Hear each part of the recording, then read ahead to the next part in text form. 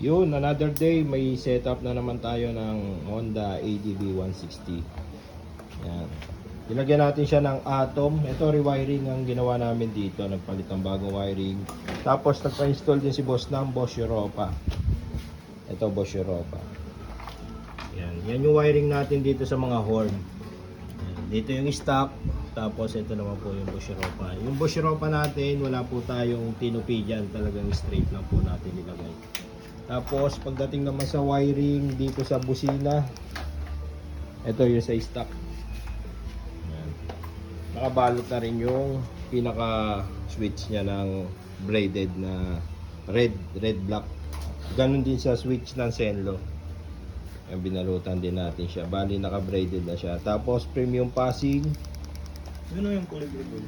Tapos ito naman yung wiring niya dyan. Kulay blue. Yan. Kaya kitang-kita nyo. Ito, medyo mahaba yung wiring natin kasi pang PCX pwede rin siya. Bali, binilog na lang namin dyan para hindi lumagpas dito. Tapos, naka-fuse.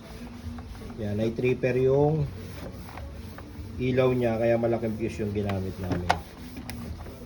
Tapos, dito naman sa kabila, dito naman tayo naglalagay ng relay.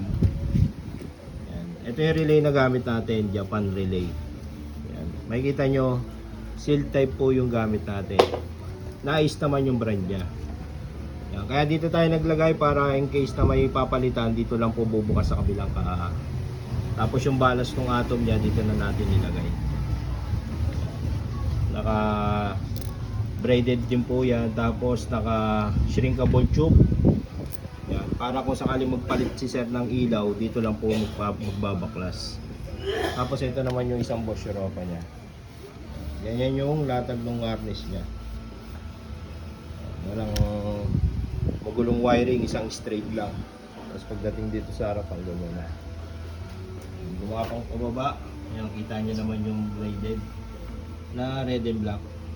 Tapos yan.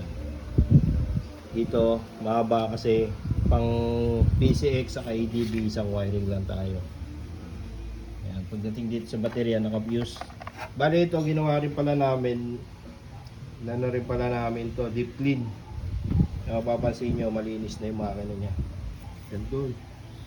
Tapos nagpapalit na rin si boss ng ball race. Bale yun yung busina niya. Tapos nakahinang pala yung mga wiring natin. Nakahinang na rin yan pati dito sa busina para wala nang tanggalan.